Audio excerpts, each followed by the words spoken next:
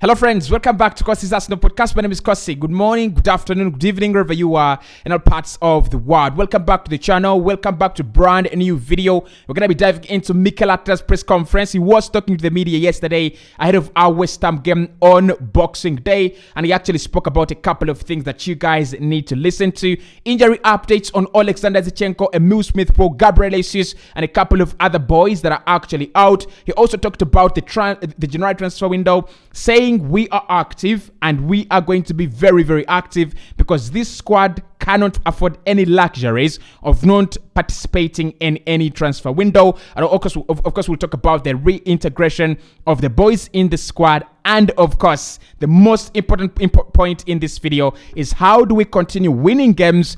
And we're going to be listening in from Mikel Arteta. Hit the like button. Let's get this video to 300 likes. Subscribe to the podcast as well. We are very close to 61,000 subscribers. Now, first and foremost, Mikel was asked on returning to action. And he said it's been an unusual period, obviously, with the World Cup. But a period as well that we have used to train on certain things that we needed to train about. And to spend some time on certain players that haven't been with the national teams as well. Now, everybody is back apart from William Saliba, who is going to be back tomorrow, hopefully. So let's check.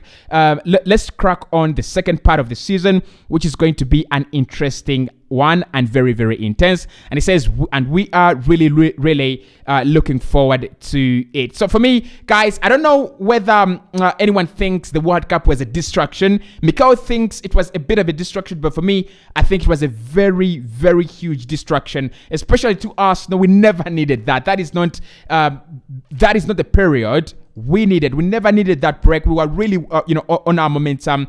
We were winning game in, game out, winning ugly, winning, beautifully. And now we have to do it all over again. We have to win game number 1, game number 2, game number 3 until the end of the season. But let's wait and see. Mikel says the boys are ready, and this period was actually a good one.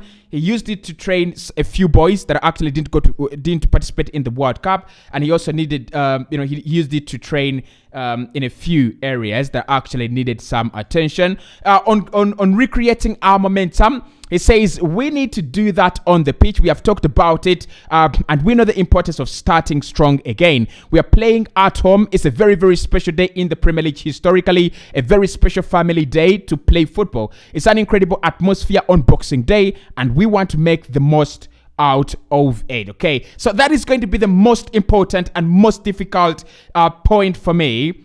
Can we recreate the momentum? Can we go game in, game out with a W? Can we go game in, game out with that green tick of a win? Picking up 3 points and waiting for Manchester City hopefully to drop points, waiting for all these other teams, Newcastle, Chelsea, Man United, Liverpool, to drop more points, because that is all we have to do. We have to hang in there on top of the table. It's lonely on top of the table. It is scary. It is anxious. But then we've got to do that, all right? So recreating the momentum is going to be very, very, very hard. You look at the first 10 games we have. They're so difficult. They're very, very difficult games. But we've got to, we've got to cope up, and we've got to deliver our best. That is all I can say in regards to recreating our momentum. On integrating players back into the squad, Mikel said they are all really in a good place. Obviously, a huge blow with Gabriel Jesus and what happened in the World Cup with his injury, and we are going to miss him for a period of time. But the season has challenges. That is a challenge that we have to overcome as well. But and it says, but if we want to be at the top, you're going to have to face those sorts of challenges day in, day out. Now, I think it's right here because, to be honest, at times clubs like Liverpool have lost like 6 players, 7 players, and when they were talking about it, the injuries are actually affecting them. As rival fans, we said, come on, it's part of the game, and now it has come to bite us back in the back. But I'm gonna say this: without Gabriel Jesus, we can actually win games, okay? It might not be at the same level, and I pray that Mikel Arteta realizes this sooner or later, and he changes the system, because the old system has been built around Gabriel Jesus, his ability to come and pick up the ball, his ability to shrug off defenders, his ability to run off shoulders of defenders, his ability to drag them down. That is the system we've been running. Right now, it's different, okay? So we need to find something different. Either Edin Ketia playing as a typical number 9, or Gabriel Martinelli playing down to the middle, which I think is also another option, or even Bukayo Saka playing as a false 9. I don't know, but we need to find something very, very different. But these kind of challenges, they're always there in the Premier League. They're always there within the league. It's ever happened to us when we lost Eduardo, all right? On the other World Cup players that actually participated, he says they're all fine. They came in very, very good spirits. Some of them came earlier than expected, but we are busting back and we are part of it. And he says, I feel really, really good energy and the place that they have got straight into the rhythm of what we want. We have a few days until Monday, but we are very, very good to go. And then he says on whether everyone is back apart from William Saliba. Mikel says yes, they're all back apart from William Saliba. So I think the other players to worry about, players that were at the World Cup, I think Takehiro Tomiyasu had a disturbing injury. I don't know whether he carried it to the World Cup or he actually got it during the warm-ups with Japan. I'm not really sure about that. But he was rested in our last game against Luton. I think it's the only player, and Gabriel Jesus, they are the only two players that we have to worry about among all the players that actually participated in the World Cup. The rest of the players should be all right. And if there are any changes, then I'll be definitely able to let you guys know. But in terms of the squad, everyone is fit. Those who actually went to the World Cup. On our injury news, it says with Gabriel Jesus, it's very, very difficult to put a time frame on his recovery. It is a significant injury, and knowing him, I prefer not to give any dates away. And says with Reece Nelson, unfortunately picked up an injury in the last game against Juventus and is going to be out for a while. I think Emile is close. He is starting to train again, and he had a little setback, but he is in a very, very good place, okay? Still on Reece Nelson being out for a significant amount of time. It says, I'm talking about weeks, not a matter of days, but it will be out for a few weeks. Let's see how he reacts to the next few days, but felt something straight away with the sprinters, and that is not a very, very good sign, okay? So we are looking at months with Gabriel Jesus. We are looking at weeks with Reece Nelson. Emile Smith Rowe is close, had a small setback, according to Mikel Arteta, but is coming back. I think that is music to the ear. That is absolute music to the ear. Because we've not seen him all season, but we all know what he can do. Double figures last campaign in terms of scoring goals for us.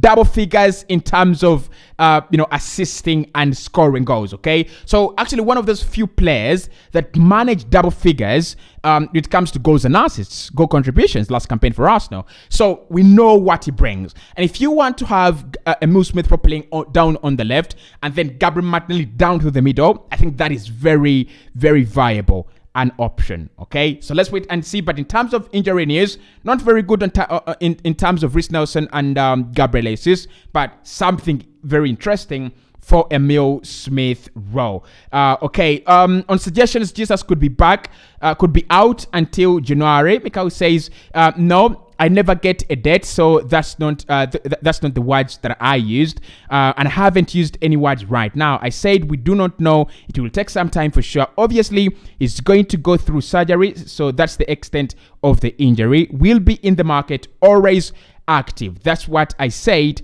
and we'll assess the biggest opportunities that we actually have. Quite very interesting, because he says he hasn't said that he will be out until February, but then he says we will be in the market. We are going to be active in the market, looking for the biggest opportunities. Okay, so literally that means that he knows, right? He knows Gabriel Jesus is going to be out. He knows that Gabriel Jesus is going to be out for a long period of time, and it's time to move on. It's time to focus on these other players. It's time to focus on the biggest opportunity right now, which is the window. And for me, I've already said, with Kolo Muani available, with Marcus Thuram available, with Cody Gakpo available, with all these names available, Arsenal don't have a reason to panic whatsoever. We don't have a reason to panic. Yes, Gabi Jesus is a key man, but I think Marcus Thuram is another really likable player.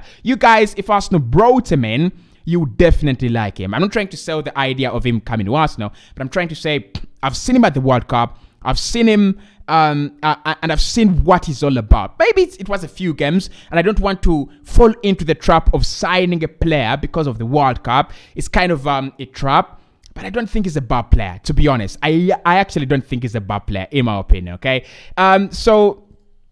Still on Gabriel Jesus' injury, prompting one more transfer activity. Mikhail says, we're going to be very, very active. And active means always looking to strengthen the team. The squad still doesn't have the luxury of not maximizing every single window, and we have to do that because it's really, really important. But then we want to get the right profile of a player, the right player, and the player that is really, really going to impact the team and take us to the next level. Well, I'm smelling some kind of Arsene Wenger vibes around there, but I got no problems with that. So he says, Gabi Jesus out. We're going to be active. And active means strengthening the squad. And active means getting the right player. And active means getting the player that takes us to the next level. That is Mikhail MUDRYK.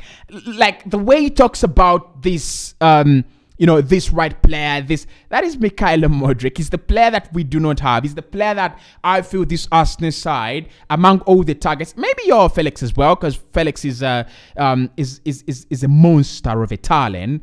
But I feel like he knows what he wants. He knows who he wants, and he knows when he actually wants him. But so we're going to give it some time. We're going to let it roll a little bit. But again, Mikel Arteta now, press conference number 3, confirming we are going to be active to get the right player, in January. And that player has to be able to take us to the next level. But then I also agree to some extent. You don't want players that actually come in for the sake of coming in. You want players that come in because they have something valuable. And for me, MUDRYK has something valuable. Tielemans has something valuable. Danilo has something valuable. And there's so many other players that I think Arsenal can actually look at as prospects in January. On a new contract for Gabriel Martinelli, Mikhail says no news on that. We are extremely happy with him, and he had a great experience with the Brazilian national team. You can keep asking in the next few weeks, okay? So that means we have some good news coming up in the next few weeks on Gabriel Martinelli. That is quite positive from Mikel. On the impact David Moyes has had on him as a player at Everton, he says he had a very, very huge impact. I'm so grateful first off for the trust he always showed in me, for how much I learned of him on the field, off the field, about building a team, about getting the right characters in the team to build what you want. He was extremely supportive all the time, and every time we did together, and I have incredible memories with him because he had a very, very successful time together with him. Okay, so I think that should actually not impact the game on Monday. We go out to win, not to become nostalgic. On the test of facing West Ham, Mikel says they're a very, very dangerous team. I know for sure Moyes has been really, really working with the team really hard since he took over. He absolutely maximized the potential of that team and took them to a different level. And I'm sure they have been working really, really hard, like we have all been in this period. It will be a very difficult contest. True, I think West Ham is really a quality side. Mikel, on what impressed him to the most about our season so far, he says probably the level and consistency that we showed within that level, which with the group and the age we have is not very, very easy. We showed real maturity in certain moments, especially against big opponents, and the focus is to play better every single day, to keep growing individually and collectively, and keep on deserving to win matches. That's all we can hope for. Football is a very, very tricky game. Now, I think here, when he says that we deserve to win games, I think he's a manager that really loves, nice football. And until the last day, we've played very nice football. We've dominated each and every side that we played against. Even in games where we actually didn't win, I think we were favorites to win. Southampton should have won that game. Man United should have won that game. Any other dropped points for Arsenal? I'm not quite sure, to be honest. I'm not really sure. But anyway, I think, he's right. The most important and most impressive thing about this team has been winning at a high level and consistently at that level. And lastly, from Mikel, the last comment will be taken from Mikel. I mean, the press conference was a little bit, high, but I don't think we need to exhaust all of it.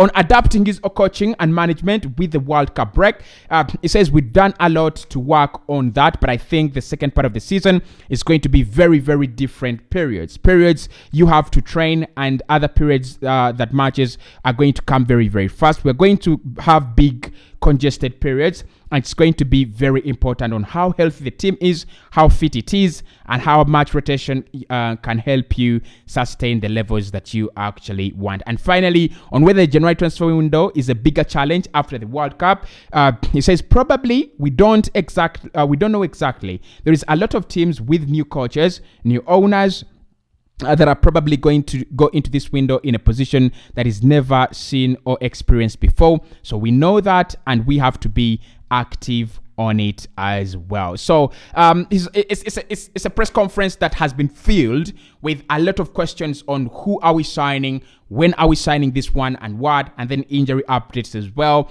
But like I said, the press conferences are back. We're going to be talking much about them every single game, okay? I'll be here reacting to his press conference on Tuesday after the game.